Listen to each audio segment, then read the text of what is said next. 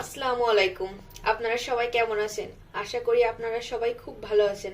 আল্লাহর রহমতে আমিও খুব ভালো আছি।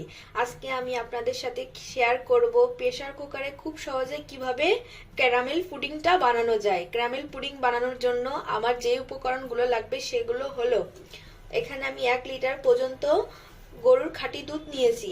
আমি এখানে চিনি নিয়েছি, চিনিটা আমি স্বাদ মতো এখানে ব্যবহার করব। আমি এখানে নিয়েছি লবণ আর 4টা ডিম আর ভিনেলা। আপনারা ভিনেলা যদি আপনাদের বাসায় না থাকে এক্ষেত্রে আপনারা 2-4টা এলাচও ব্যবহার করতে পারেন। পরবর্তীতে আপনারা দুধ জ্বালানোর সময় এটা ব্যবহার করে পরবর্তীতে আপনারা এলাচটা উঠিয়ে ফেলতে পারেন যদি একান্ত আপনাদের বাসায় ভিনেলাটা না থাকে। প্রথম ধাপে আমাকে দুধটা ভালো করে জাল করে নিতে হবে। এখানে 1 লিটার দুধ আছে, আমি এটাকে জ্বালিয়ে আমি এখানে 500 থেকে 600 গ্রাম করে নিব। এক্ষেত্রে দুধ জ্বালানোর সময় আপনারা দুধটা অনবরত নাড়তে থাকবেন যাতে দুধে কোনো সর না পড়ে। সর পড়লে দুধটা দিয়ে পারফেক্ট পুডিংটা হবে না। দুধটা এই পর্যায়ে আমার 500 থেকে 600 গ্রাম হয়ে গেছে। এই পর্যায়ে আমি এর ভিতর হালকা একটু মিষ্টি দেব। অনেকে বেশি মিষ্টি দিয়ে থাকে, আমি বেশি দিব না। তারপর আমি এর ভিতরে পরিমাণ মতো একটু হালকা লবণ দিব।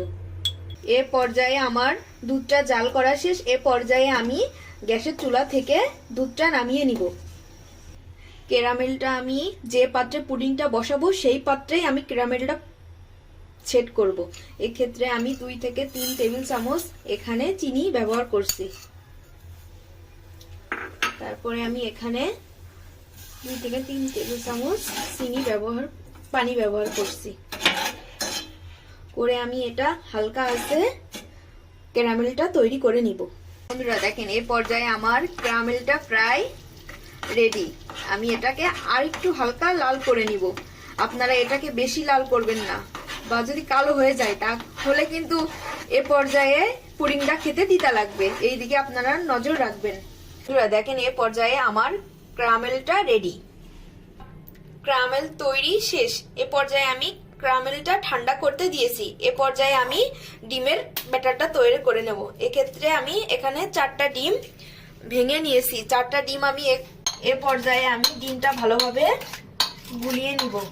আপনারা এদিকে খেয়াল রাখবেন, আপনারা এই ডিমটা বেশিক্ষণ ধরে যত গোলাবেন না। এক্ষেত্রে ডিমটা বেশি ফোম হয়ে গেলে এক্ষেত্রে পুডিংটা ভালো হবে না। পুডিংয়ের ভিতরে বাতাস যেয়ে পুডিংটা সফট হবে না। এক্ষেত্রে আপনারা এই দিকে নজর রাখবেন।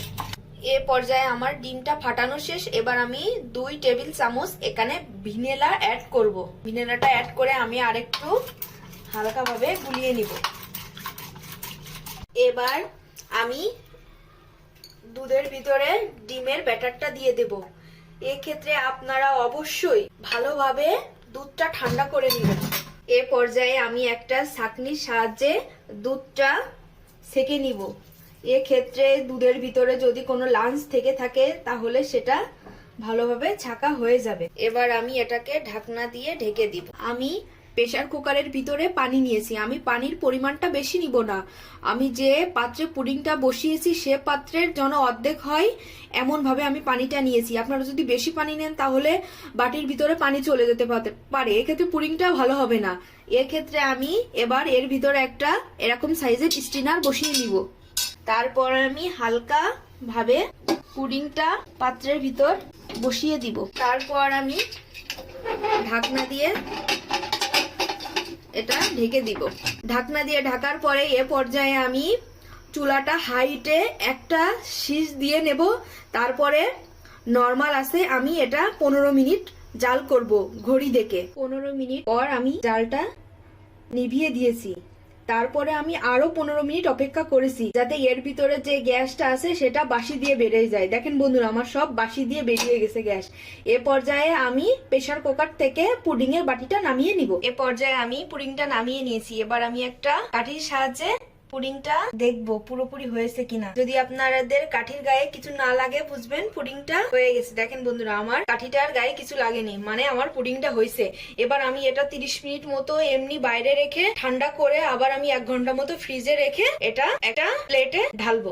বন্ধুরা, এ পর্যায়ে আমি 1 ঘন্টা পর ফ্রিজ থেকে পুডিংটা নামিয়ে নিয়েছি। এবার আমি একটা ছুরির সাহায্যে পুডিংটা ভালো করে ঘুরিয়ে দিব।